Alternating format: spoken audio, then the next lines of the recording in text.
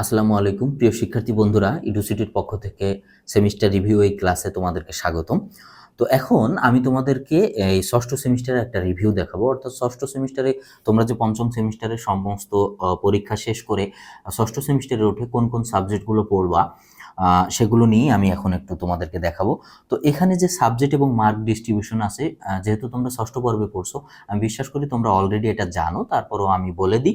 দেখো, এখানে তোমার টোটাল এই ষষ্ঠ পর্বে 7টা সাবজেক্ট পড়তে হবে এবং প্রত্যেকটা সাবজেক্টের কোড এখানে দেওয়া আছে। এবং সবচেয়ে মজার ব্যাপার হচ্ছে এখানে প্রত্যেকটাই 3 ক্রেডিটের সাবজেক্ট, অর্থাৎ টোটাল 21 ক্রেডিট তোমাকে পড়তে হবে। এখানে সাবজেক্টের নামগুলোও দেওয়া আছে, কি কি সাবজেক্ট তুমি পড়বা। দেখো, এখন water resource engineering, advance serving, transportation, এরকম এই সাবজেক্ট, স্টিল স্ট্রাকচার, এই সাবজেক্টগুলো তোমরা পড়বা।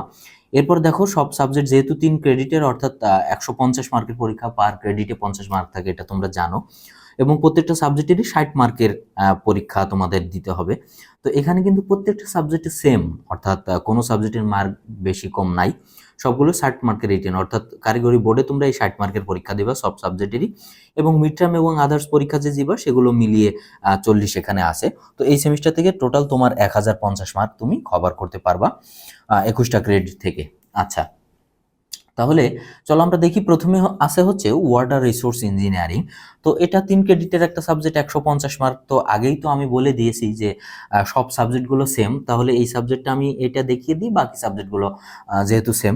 তো মিড টার্ম এবং থিওরি থেকে তোমার 40, ফাইনালে পরীক্ষা দিতে হবে 60 মার্কের, এবং প্র্যাকটিক্যাল হচ্ছে 50 মার্কের।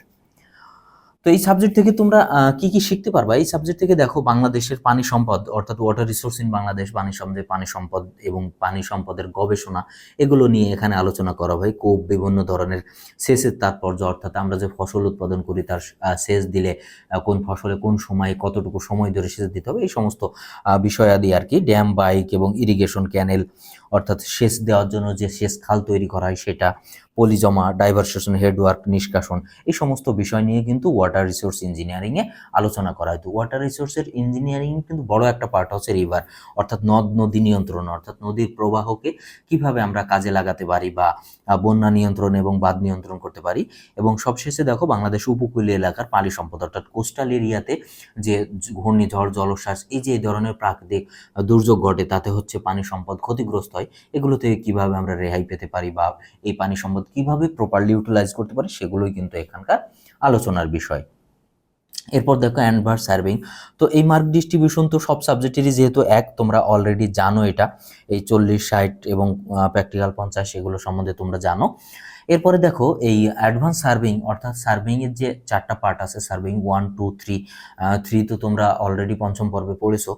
তো এই ষষ্ঠ পর্বে হচ্ছে তোমাদের অ্যাডভান্স সার্ভিংটা পড়তে হবে। সেখানে তোমরা ব্যবহার, অর্থাৎ জ্যোতির্বিজ্ঞান সম্বন্ধে কিন্তু সার্ভিং, অ্যাডভান্স সার্ভিং থেকে অনেক কিছু জানতে পারবো আমরা। ব্যবহারিক জ্যোতির্বিজ্ঞান, থিওডোলাইট, তারপরে সময়, অর্থাৎ এক দেশ থেকে আমরা জানি না যে এক দেশ থেকে কিন্তু অন্য দেশের সময়ের পার্থক্য হয়, এগুলো কেন হয়, কি কারণে এই পার্থক্যগুলো আমরা কিভাবে হিসাব করতে পারি, সেগুলো নিয়ে এখানে আলোচনা করা হবে। তারপরে বিভিন্ন জরিপ পদ্ধতি, যেমন জিওডেটিক জরিপ, সার্ভিং, তারপরে জিপিএস রিসিভারের কার্যনীতি, অর্থাৎ আমরা যে জিপিএস ব্যবহার করে থাকি, অর্থাৎ গ্লোবাল পজিশনিং সিস্টেম যেটাকে আমরা বলি, অর্থাৎ কোনো মানুষকে, কোনো যন্ত্রকে বা কোনো বিশেষ জিনিসকে ট্র্যাক করার জন্য, সেইগুলো সম্বন্ধে এখানে থেকে তুমি জানতে পারবে। এরপরে জিওগ্রাফিক ইনফরমেশন সিস্টেম, তারপরে রিয়েল টাইম কাইনেটিক সমীক্ষা, এই সমস্ত বিষয়গুলো অ্যাডভান্স সার্ভিংয়ে আলোচনা করা হয়েছে।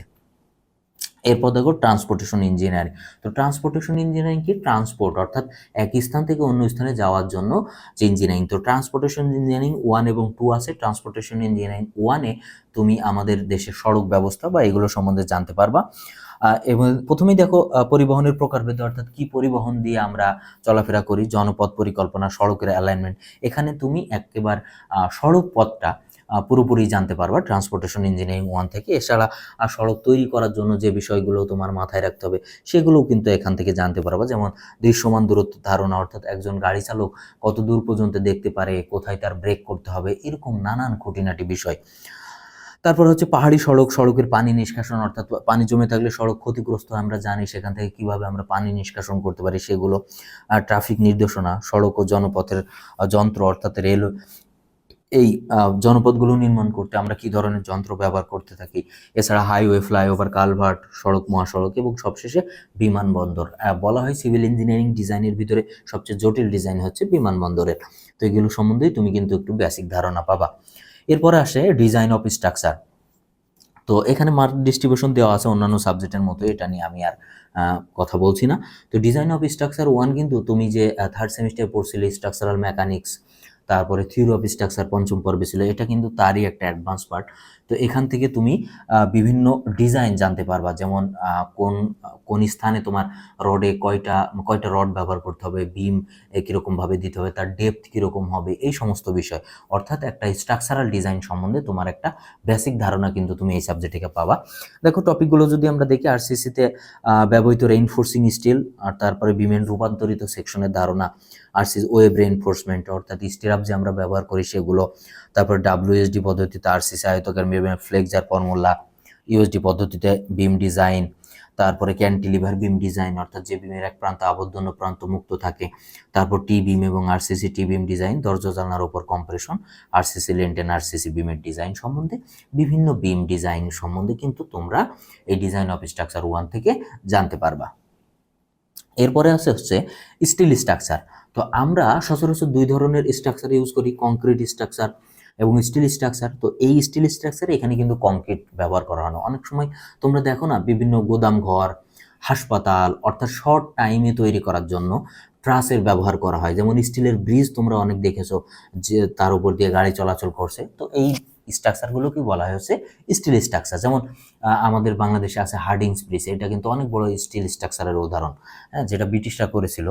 তো যাই হোক, স্টিল স্ট্রাকচার বই থেকে তোমরা কি জানতে পারবা যে বিভিন্ন স্টিল স্ট্রাকচার কিভাবে ডিজাইন করা হয়, তারপরে এগুলো হচ্ছে টেনশন, কম্প্রেশন, 2 ধরনের মেম্বার থাকে। এই মেম্বারগুলো কোথায় টেনশন হয়, কোথায় কম্প্রেশন হয়, বা কম্প্রেশনটাকে মাইনাস, টেনশনটাকে প্লাস হিসাবে আমরা কেন ধরি, এই সমস্ত বিষয়গুলো। তারপরে এই স্টিল স্ট্রাকচারের বিম, কলাম, তারপরে বিভিন্ন সংযোগ অর্থাৎ ফ্লেক্সিবল, তারপরে রিজিড অর্থাৎ নমনীয়, অনমনীয় সংযোগ, এরকম বিভিন্ন ছোটোখাটো বিষয়। ট্রাস দিয়ে ইস্পাতের সেতু নির্মাণ। দেখো যেই কথাটি আমি বললাম যে আমাদের যে হার্ডিংস ব্রিজ আছে সেটা কিন্তু স্টিল স্ট্রাকচার, অর্থাৎ এখানে দেখো দিয়েও দিয়েছে স্টিল ব্রিজ। তো এই বিষয়গুলো কিন্তু তোমরা স্টিল স্ট্রাকচার থেকে খুব ভালোভাবে সুন্দরভাবে জানতে পারবা। এরপর আরেকটা সাবজেক্ট আছে, সেটা হচ্ছে অ্যাডভান্স কনস্ট্রাকশন। তোমরা যে কনস্ট্রাকশন প্রসেস পড়েছো না, কনস্ট্রাকশন প্রসেস 1, 2, তো সেই তারই একটা অ্যাপ্লাইড সাবজেক্ট হচ্ছে অ্যাডভান্স কনস্ট্রাকশন। অন্যান্য সাবজেক্টের মতোই এর mark distribution 150 total mark, mid এবং আদার্স মিলিয়ে আছে 40, ফাইনালে 60 আছে, এবং এটা প্র্যাকটিক্যাল 50 মার্কের, অর্থাৎ 50 মার্কের প্র্যাকটিক্যাল তোমাকে দিতে হবে। তো এই সাবজেক্ট থেকে আমরা কি কি শিখবো তা যদি আমরা দেখি, সেগুলো হচ্ছে উন্নত নির্মাণ সামগ্রী, অর্থাৎ আমরা যে ম্যাটেরিয়ালসগুলো ব্যবহার করি, যেগুলো দিয়ে নির্মাণ কাজ সম্পন্ন করি, সেই সামগ্রীগুলোর ভিতরে উন্নত যে নির্মাণ সামগ্রী সেগুলো আমরা জানবো। তারপর উন্নত কংক্রিটিং পদ্ধতি, অর্থাৎ কিভাবে কংক্রিট উন্নয়ন আমরা ডেভেলপ করতে পারি। তারপর নির্মাণ পদ্ধতি, সাইটের উন্নয়ন, অর্থাৎ একটা সাইট কিভাবে ডেভেলপ হয়। তারপর প্রিকাস্ট বিল্ডিং উৎপাদন, তারপরে হচ্ছে অগ্রিম নির্মাণ সামগ্রী, অর্থাৎ আমাদের যে ইকুইপমেন্টগুলো আমরা ব্যবহার করি সেগুলো আগে থেকে এনে নিয়ে আসা, সেগুলো প্রপারলি স্টোরেজ অর্থাৎ এক জায়গায় স্থির করে রাখা, হ্যাঁ, এই সমস্ত খুঁটিনাটি বিষয়গুলো।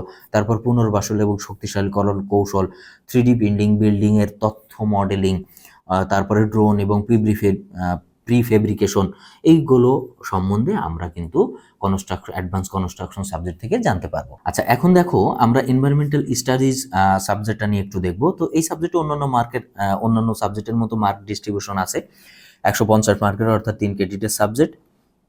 তো এখান থেকে আমরা কি জানতে পারবো? এখান থেকে আমরা জানতে পারবো আসলে এনভায়রনমেন্ট, পরিবেশগত যে বিষয়গুলো, অর্থাৎ এই ইকোলজি এবং ইকোসিস্টেম সম্বন্ধে, তারপরে হচ্ছে জল ব্যবস্থাপনা, এগুলো কিন্তু সিভিল ইঞ্জিনিয়ারিং খুবই গুরুত্বপূর্ণ একটা পার্ট, এনভায়রনমেন্টাল ইঞ্জিনিয়ারিং বা এনভায়রনমেন্টাল যে বিষয়গুলো। তারপরে বায়ু দূষণ, শক্তি এবং কার্বন ফুটপ্রিন্ট, শব্দ দূষণ, এগুলো কিভাবে আমরা রোধ করতে পারি। তারপরে মাটির দূষণ কিভাবে রোধ করতে পারি মাটির ভার বহন ক্ষমতা বাড়ানোর জন্য।